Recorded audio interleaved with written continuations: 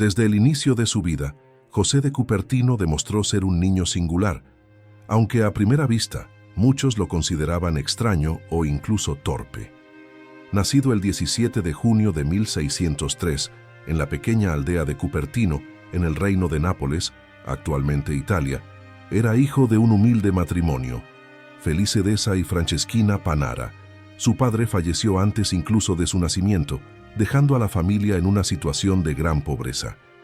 La infancia de José estuvo marcada por privaciones materiales y dificultades, pero también por una sensibilidad espiritual inusual que ya se hacía notar en sus modales recogidos y silenciosos. Desde pequeño, parecía vivir más orientado a las cosas del cielo que a las de la tierra, pasando largos momentos en contemplación y oración, incluso cuando debería jugar con otros niños de su edad. A pesar de su piedad, José enfrentaba enormes dificultades en los estudios y en la vida práctica. Era considerado lento para aprender y constantemente distraído, lo que le acarreaba burlas y reprimendas. Su madre, mujer de temperamento fuerte, se desesperaba con la aparente incapacidad del hijo, creyendo que jamás sería capaz de mantenerse por sí mismo. Sin embargo, en el corazón de aquel muchacho frágil ardía un amor intenso por Dios y por Nuestra Señora, amor que lo llevaba a soportar humillaciones y castigos sin rebelarse. Ya en esa etapa de la vida, José comenzó a tener los primeros éxtasis y arrobamientos místicos. Durante las oraciones parecía ajeno al mundo, permaneciendo inmóvil, con los ojos vueltos hacia lo alto y el rostro transfigurado por una luz suave. Tales fenómenos despertaban curiosidad e incluso escándalo entre quienes lo observaban, pues nadie comprendía lo que le sucedía. La adolescencia de José fue aún más turbulenta. Deseando consagrarse a Dios, intentó ingresar en diversos conventos, pero era rechazado constantemente por su falta de habilidades intelectuales y por su apariencia desgarbada. Trabajó por un tiempo como ayudante en un establo de los frailes capuchinos, pero debido a su desatención y lentitud, era visto como inútil y terminó siendo despedido. Ese fracaso lo sumió en una profunda tristeza, pero también lo impulsó a intensificar su vida de oración y penitencia. Pasaba horas en ayuno, implorando a la Virgen María que intercediera por él. Su deseo de servir a Dios era sincero y ardiente, aunque su fragilidad humana pareciera un obstáculo insalvable. Fue solamente después de muchos intentos frustrados que José consiguió ser aceptado como sirviente en el convento de los franciscanos conventuales. Su función era la más humilde posible: cuidar de las mulas y realizar tareas manuales sencillas. Sin embargo, fue en ese servicio escondido y silencioso donde empezó a florecer espiritualmente. A pesar de seguir con grandes dificultades intelectuales, demostraba una obediencia ejemplar, paciencia y una humildad extraordinaria. Sus superiores, conmovidos por su virtud, comenzaron a ver en él no a un tonto, sino a un verdadero hombre de Dios. Poco a poco, empezaron a permitirle asistir a algunas clases y con mucho esfuerzo y oración, José comenzó a asimilar pequeños contenidos de teología y liturgia. Aún con el corazón inflamado de amor por Dios, José seguía siendo objeto de burlas y desprecio de algunos confrades, que lo llamaban hermano burro. Él, sin embargo, recibía todas las humillaciones con una sonrisa y las ofrecía al Señor como penitencia.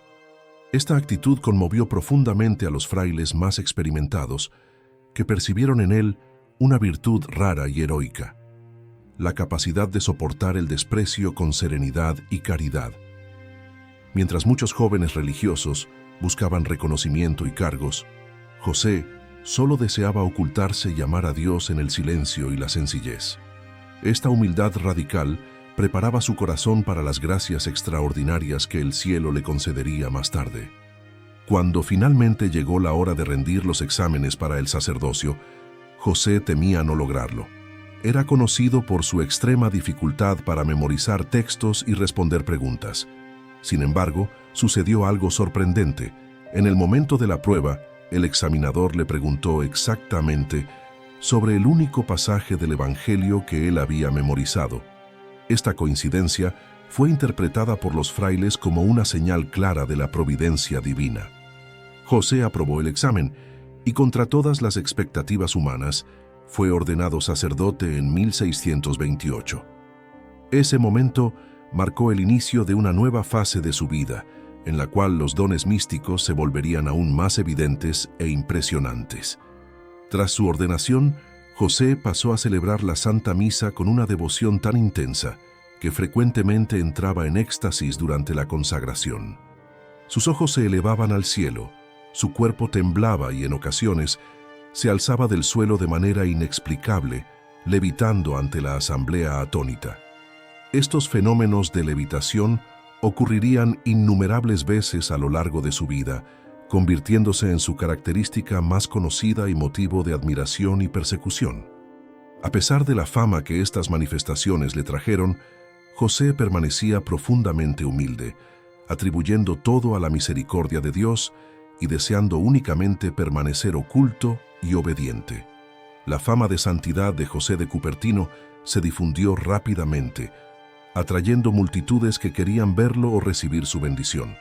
Personas de todas las clases sociales, incluyendo nobles y prelados, acudían a él para pedir consejos y oraciones. Esto causaba gran perturbación en la rutina del convento y despertaba también la envidia de algunos hermanos, que lo acusaban de simular los éxtasis. Para evitar escándalos, los superiores decidieron trasladarlo varias veces, manteniéndolo en conventos apartados y bajo estricta vigilancia. Aún así, los fenómenos extraordinarios continuaban y dondequiera que estuviera, el pueblo terminaba por descubrirlo y acudía en masa para verlo. Las levitaciones de José no ocurrían solo durante la misa, sino también ante imágenes sagradas o al oír el nombre de Jesús y María. Bastaba una melodía religiosa o la simple mención de Dios para que se desconectara del mundo y fuera arrebatado en contemplación. Durante esos éxtasis, quedaba insensible al ambiente a su alrededor, no respondía a estímulos y se mantenía inmóvil o suspendido en el aire, algo que médicos y teólogos de la época no conseguían explicar. Testigos presenciales, incluso científicos, registraron estos episodios, dejando relatos detallados que fueron utilizados posteriormente en su proceso de canonización. Aunque los dones místicos eran extraordinarios, José no los buscaba ni los valoraba por sí mismos. Su único deseo era amar a Dios con todo su corazón y cumplir su voluntad.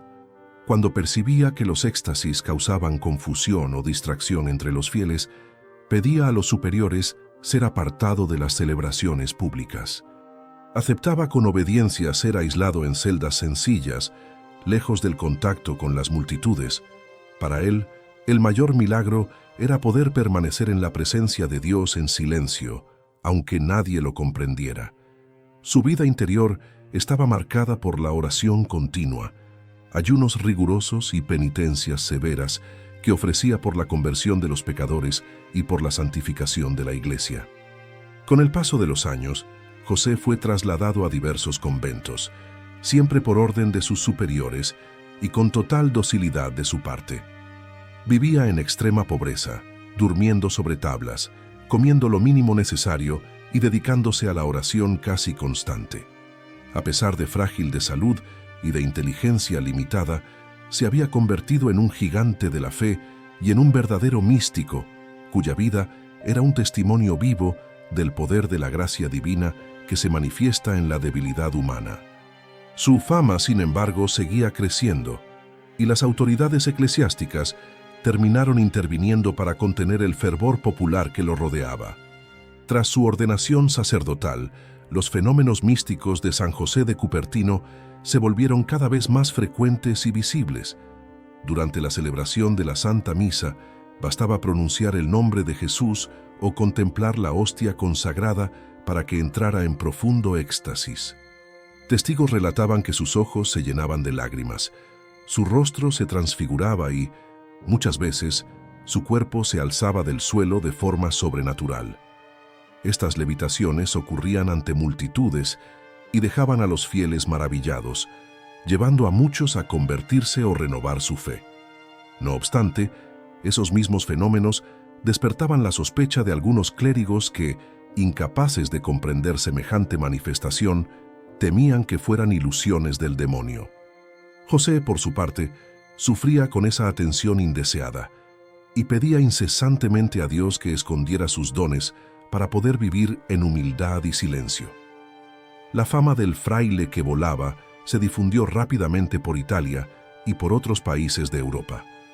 Autoridades eclesiásticas e incluso civiles comenzaron a investigar los acontecimientos en torno a su vida. En algunas ocasiones, médicos y científicos fueron llamados para examinar sus éxtasis, intentando encontrar explicaciones naturales para los fenómenos. Al no encontrar nada que los justificara, muchos terminaban reconociendo que se trataba de algo sobrenatural. Sin embargo, esa fama trajo consigo gran sufrimiento para José. El flujo constante de peregrinos en busca de milagros perturbaba la rutina de los conventos y creaba celos entre sus confrades que lo acusaban de fingimiento y teatralidad. Sus superiores, temiendo escándalos y queriendo proteger su alma, decidieron aislarlo en monasterios apartados, lejos del público. En 1638 llegó a la Inquisición romana una denuncia anónima, acusando a José de ser un impostor y de simular los éxtasis para engañar al pueblo. El Santo Oficio ordenó que fuera llevado a Nápoles para ser interrogado. Este fue uno de los momentos más dolorosos de su vida, pues a pesar de ser inocente, José fue tratado con desconfianza y frialdad, siendo obligado a explicar minuciosamente cada fenómeno que lo rodeaba.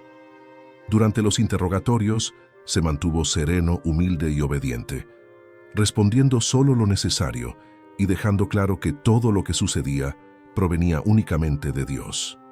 Al final del proceso, no encontraron culpa alguna en su conducta y lo absolvieron de todas las acusaciones, reconociendo su inocencia. Aún así, decidieron que debía permanecer apartado del contacto con los fieles. Por orden de la Santa Sede, José fue trasladado al convento de Asís, donde vivió en régimen casi de clausura durante varios años. Sus superiores le impusieron una vida de estricto recogimiento, prohibiéndole celebrar misa en público o recibir visitantes. Ese aislamiento, que para muchos sería un castigo, fue aceptado por él con alegría y gratitud, pues finalmente podría vivir oculto y enteramente entregado a la oración. Pasaba los días en silencio, ayunando, meditando sobre la pasión de Cristo y rezando el rosario. Su celda era extremadamente simple, con apenas una tabla como cama y un crucifijo en la pared. Aún en ese recogimiento, los fenómenos místicos no cesaron.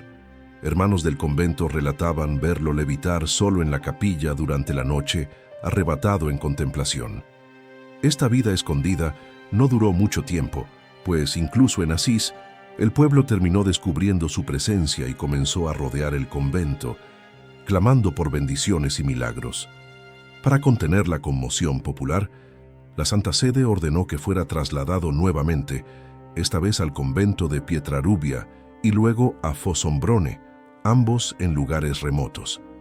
En estos traslados, José demostraba perfecta obediencia, partiendo sin protestas y llevando consigo apenas un crucifijo y un rosario. Su obediencia ciega era un testimonio poderoso para sus confrades, que veían en él la realización de las palabras del Evangelio. Quien quiera ser el mayor, sea el servidor de todos. Incluso ante la incomprensión y las sospechas, nunca se defendió ni se quejó, sino que ofrecía todo como penitencia por la salvación de las almas. Durante ese periodo de aislamiento, su vida se volvió aún más austera y penitente. Se alimentaba solo de pan y agua, dormía pocas horas y pasaba largas vigilias en oración. Solía flagelarse con disciplinas de cuerda y usaba cilicios escondidos bajo la ropa como forma de mortificación. Sus confrades relataban que permanecía horas en adoración ante el Santísimo Sacramento, inmóvil como una estatua, con la mirada fija en la hostia y lágrimas corriéndole por el rostro. Cuando no estaba en oración, realizaba pequeños servicios manuales en el convento, siempre con espíritu de humildad y alegría. La presencia de José, aunque silenciosa, irradiaba una paz celestial que transformaba el ambiente por donde pasaba. Aún aislado, José no dejó de ejercer un apostolado poderoso a través de sus oraciones. Varias personas que pedían su intercesión desde lejos obtenían curaciones, consolaciones espirituales y conversiones repentinas. Muchas cartas llegaban a los conventos donde vivía, relatando gracias alcanzadas por medio de sus plegarias. Él, sin embargo, rehusaba cualquier mérito por esos prodigios, insistiendo en que no era digno de ser llamado santo y que apenas repetía como un pobre siervo: Fiat voluntas Dei, hágase la voluntad de Dios. Esta actitud de desapego total a los dones espirituales impresionaba incluso a sus superiores, que veían en él un ejemplo raro de humildad heroica, capaz de no envanecerse aún rodeado de señales extraordinarias. A pesar de todos los dones, José se consideraba el último de los hombres y se decía indigno incluso del sacerdocio. Cuando algún confrade lo elogiaba, él se postraba en el suelo, besaba los pies del hermano y rogaba que rezaran por su alma pecadora. Tenía una devoción filial y ardiente a la Virgen María, a quien llamaba su mamita del cielo, y confiaba todo a su protección. Era común verlo rezar el rosario de rodillas durante horas, incluso estando enfermo o exhausto. También tenía gran amor por San Francisco de Asís, cuyo espíritu de pobreza y humildad procuraba imitar en todo. Su espiritualidad franciscana estaba marcada por una alegría sencilla y contagiosa, incluso en medio de los sufrimientos más duros. En 1653, por decisión del Papa Inocencio X, José fue trasladado al convento de Osimo, donde permanecería hasta su muerte. La orden era que viviera en reclusión completa, sin contacto con el público y sin cualquier manifestación exterior de sus dones. Para muchos, eso parecería un castigo cruel, pero para él fue una gracia inmensa. Por fin podría vivir oculto con Dios, lejos de miradas curiosas y de las multitudes. En Osimo, su vida se volvió enteramente contemplativa, marcada por silencio absoluto, ayunos frecuentes y una rutina de oración casi continua. Sus superiores relataban que parecía vivir en estado de unión constante con Dios, incluso en las tareas más simples y banales. En los últimos años de su vida, su salud se tornó frágil y su cuerpo debilitado, pero su espíritu permanecía ardiente. Pasaba largas noches en oración, incluso estando febril y debilitado. Los frailes que convivían con él testimoniaron que, aún debilitado, seguía siendo arrebatado en éxtasis ante el Santísimo, como si su alma ya no cupiera en el cuerpo mortal. Sabiendo que su muerte se acercaba, José se preparó con gran serenidad, confesándose con frecuencia, recibiendo la Eucaristía con lágrimas y repitiendo continuamente: María, mi madre, ven a buscarme. En la noche del 18 de septiembre de 1663, después de recibir los últimos sacramentos, serenamente entregó su alma a Dios, a los 60 años de edad, rodeado por una luz de santidad que impresionó a todos los presentes. Justo después de la muerte de San José de Cupertino, comenzaron a multiplicarse los relatos de milagros atribuidos a su intercesión. Los frailes que convivieron con él testificaban que su cuerpo exhalaba un suave perfume y que su semblante permanecía sereno y luminoso, como si estuviera simplemente dormido. Personas que tocaron sus objetos personales o rezaron junto a su tumba empezaron a relatar curaciones físicas inexplicables y gracias espirituales extraordinarias. Muchos enfermos fueron restablecidos de repente, pecadores empedernidos se convirtieron y familias enteras testimoniaron cambios profundos en sus vidas tras invocar su nombre con fe. Estos hechos comenzaron a atraer peregrinos a Osimo, transformando el lugar en un centro de devoción popular desde los primeros años posteriores a su fallecimiento. Los frailes conventuales, impresionados con la cantidad y la consistencia de los testimonios, decidieron recoger y documentar cuidadosamente cada milagro relatado. Se compilaron registros escritos y firmados por médicos, religiosos y laicos, describiendo con precisión los acontecimientos y sus circunstancias.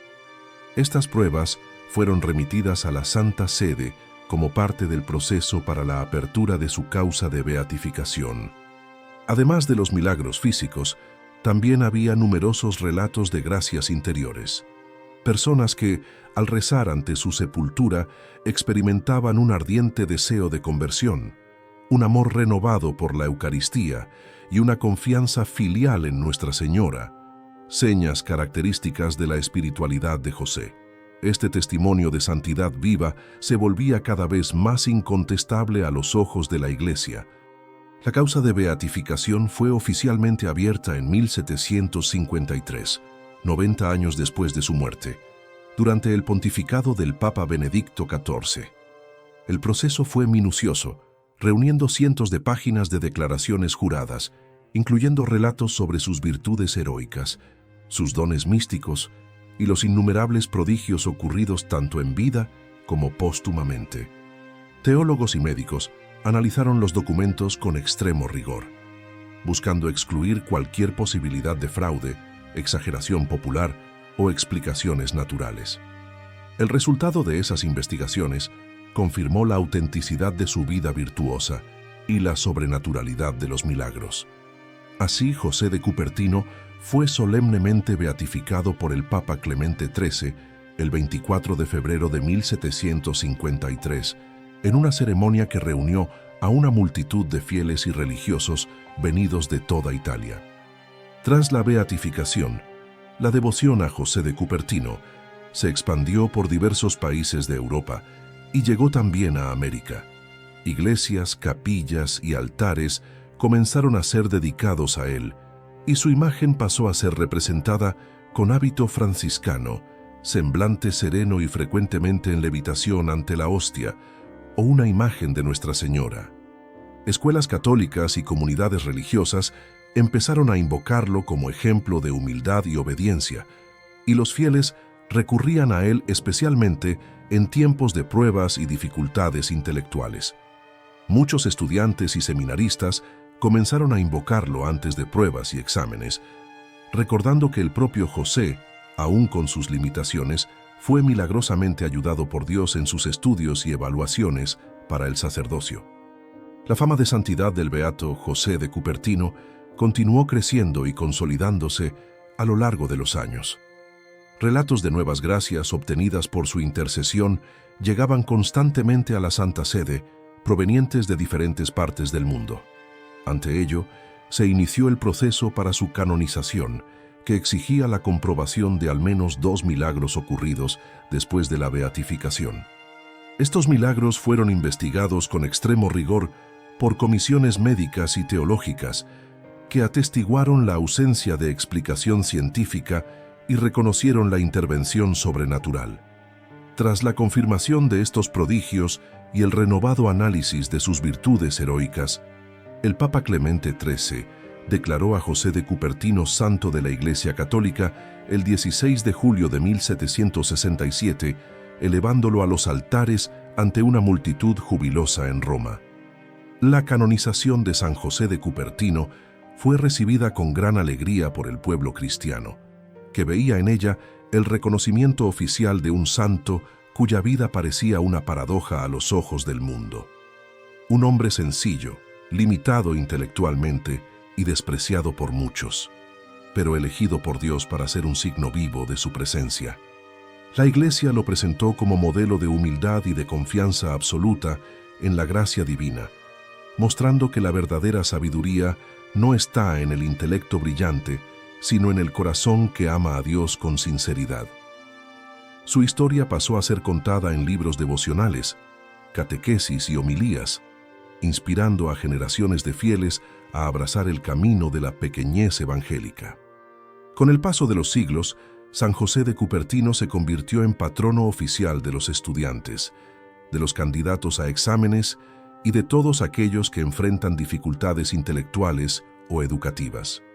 Su devoción se difundió especialmente entre los jóvenes, que ven en él a un amigo e intercesor comprensivo.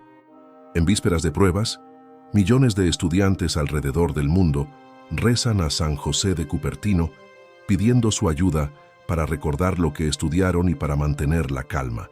confiando en que Dios puede actuar incluso en medio de las debilidades humanas. Esta devoción sencilla y popular mantiene viva la memoria del santo y transmite el mensaje central de su vida, que nada es imposible para Dios cuando nos abandonamos confiadamente en sus manos.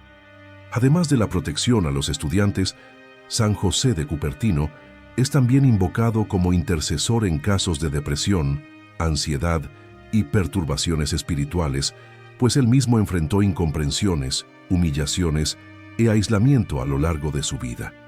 Muchos fieles testimonian que encuentran consuelo y esperanza al recurrir a él en momentos de desánimo y oscuridad interior. Esta dimensión consoladora de su espiritualidad muestra que su misión no terminó con la muerte, sino que continúa viva en la Iglesia como un signo de que Dios se complace en exaltar a los humildes y sostener a los débiles.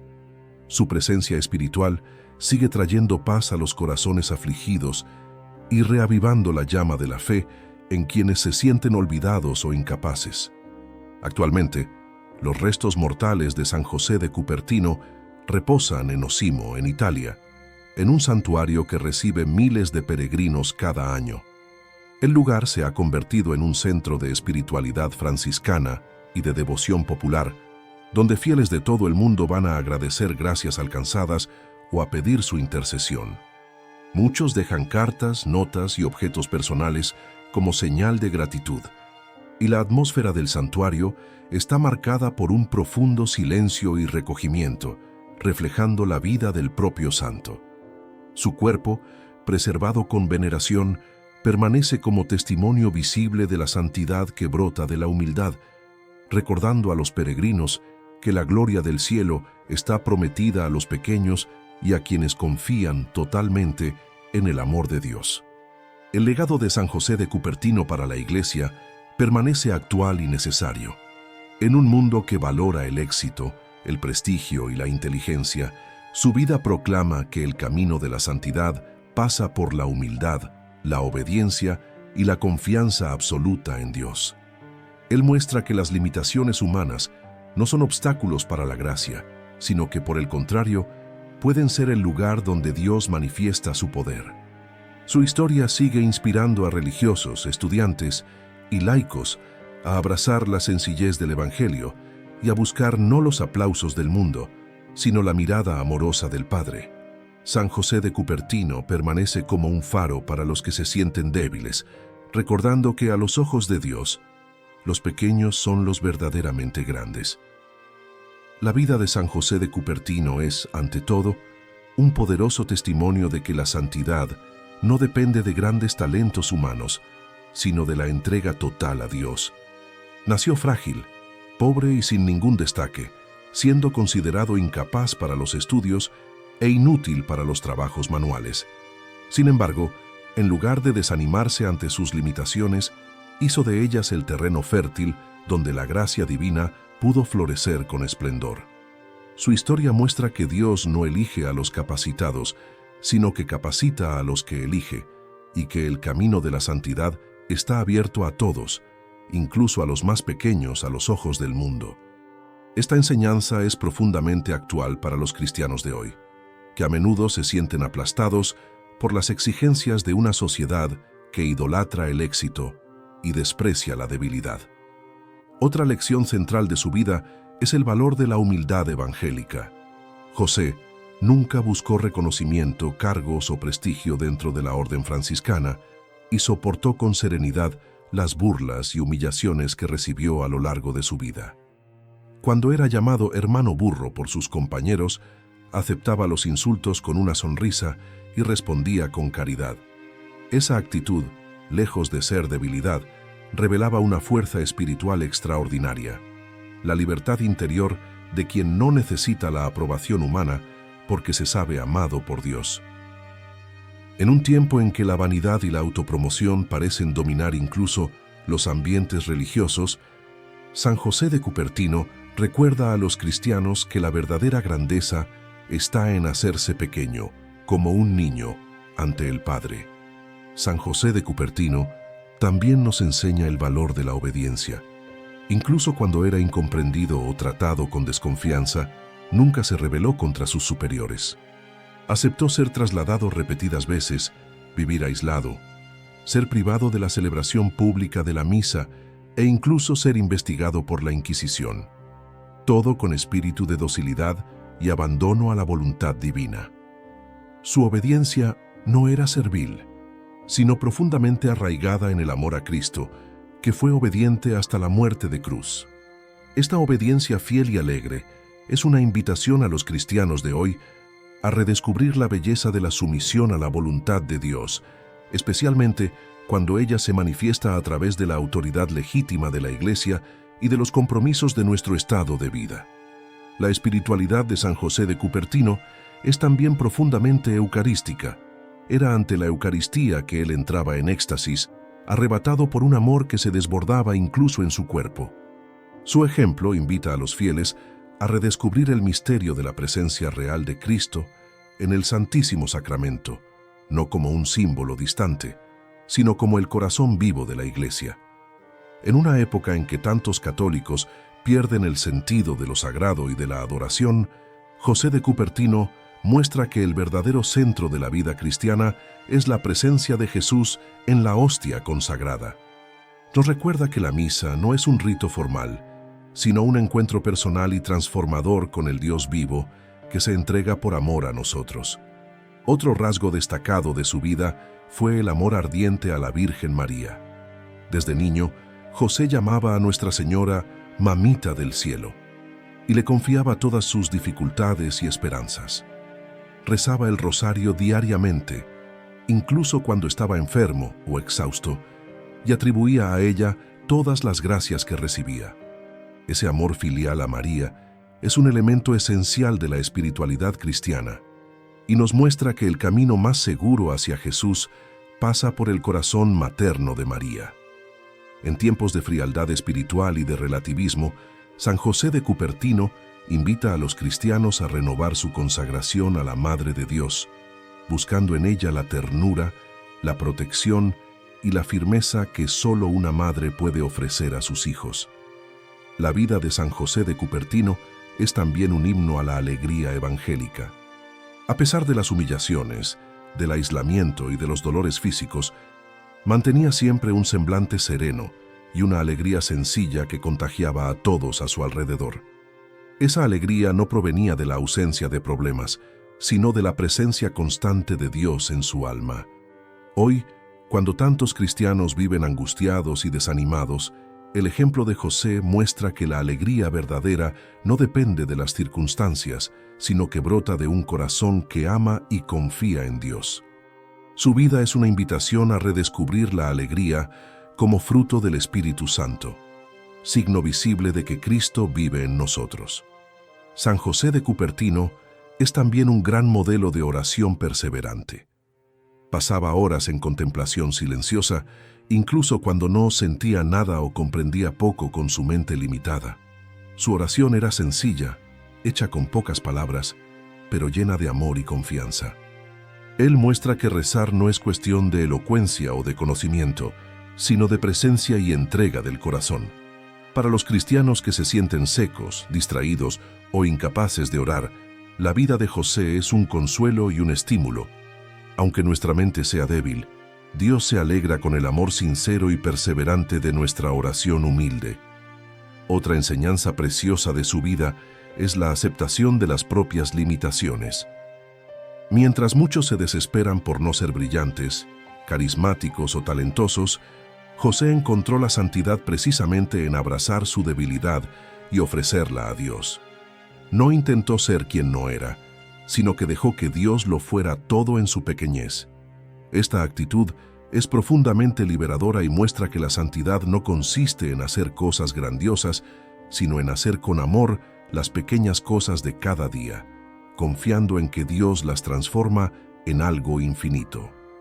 Para los cristianos que luchan con sentimientos de inferioridad o fracaso, San José de Cupertino es un amigo espiritual que recuerda: la gracia de Dios basta. Por último, la vida de San José de Cupertino es un llamado a la esperanza. Muestra que no existen situaciones perdidas cuando confiamos en Dios, aquel que parecía condenado al fracaso, se convirtió en sacerdote, místico y santo canonizado. Su historia demuestra que Dios puede transformar las mayores debilidades en instrumentos de salvación y que nadie es demasiado pequeño para ser santo. Este mensaje es especialmente importante en nuestros tiempos, cuando tantos pierden la esperanza ante las dificultades. San José de Cupertino nos invita a elevar los ojos al cielo y a creer que, con Dios, todo es posible, incluso lo imposible. Hoy, más que nunca, San José de Cupertino permanece actual y necesario. Su testimonio silencioso de humildad, obediencia, oración y amor muestra el camino seguro de la santidad en medio de un mundo ruidoso y confuso. Nos recuerda que la santidad no está reservada a los fuertes, sino a los pequeños que se abandonan al amor de Dios. Que todos los cristianos, especialmente los que se sienten débiles, inseguros o incapaces, puedan mirar a este santo y encontrar en él la certeza de que la gracia divina basta, y que el cielo está abierto para aquellos que, como José de Cupertino, se atreven a ser pequeños para que Dios sea grande en ellos. El cielo estaba silencioso en la noche del 18 de septiembre de 1663. En la celda sencilla del convento de Osimo, un fraile enjuto y enfermo se preparaba para el mayor de todos sus vuelos. Durante toda su vida, había sido llamado tonto, incapaz, un peso muerto para el mundo. Pero allí, en el recogimiento de aquel cuarto pobre, José de Cupertino cerraba los ojos no como un fracasado, sino como un santo que había cumplido hasta el fin la voluntad de Dios. No había multitudes, ni trompetas, ni aclamaciones, solo el susurro de una oración y la leve sonrisa de quien ya contemplaba la eternidad. Durante toda su existencia, José había desafiado la lógica del mundo. Cuando el mundo decía que era débil, él elegía hacerse pequeño para que Dios fuera grande. Cuando se burlaban de su ignorancia, respondía con silencio y caridad. Cuando intentaron borrarlo de la historia, Dios lo elevó a los cielos, a veces literalmente, ante los ojos asombrados de los hombres. Cada humillación se convirtió en abono para su santidad, cada lágrima una semilla de gloria. No venció con discursos elocuentes, ni con conquistas humanas, sino con una fe obstinada que se aferraba al cielo incluso cuando se le quitaba el suelo. Y así, el fraile que tantas veces flotó ante el altar, ahora volaba definitivamente, no por los aires, sino hacia los brazos del Padre. Su cuerpo frágil quedó atrás, pero su alma humilde rasgó los cielos como una estrella silenciosa, llevando consigo las plegarias de los pobres, de los sencillos y de los olvidados. En aquel instante, los ángeles se alegraron y los santos lo acogieron como a un hermano, pues el reino de los cielos pertenece a los pequeños. La tierra perdía a un hombre despreciado, el cielo ganaba a un gigante de la gracia. Hoy, siglos después, su historia sigue resonando como una profecía para los corazones cansados. San José de Cupertino es la prueba viva de que Dios elige a los débiles para confundir a los fuertes, a los pequeños para confundir a los grandes. Recuerda que la santidad no está reservada a los genios, sino a quienes aman sin medida. A cada estudiante inseguro, a cada alma herida, a cada cristiano que se siente incapaz, Él susurra desde el cielo: no temas tu debilidad, Dios se basta de ella para hacer maravillas. Y así, el fraile humilde de Cupertino, que no sabía hablar ante los hombres, se convirtió en una voz eterna que proclama a los cuatro puntos de la tierra: el amor de Dios levanta a los que el mundo derriba. Su vuelo no terminó. Continúa en cada corazón que se atreve a creer que, aun siendo pequeño, puede tocar lo infinito.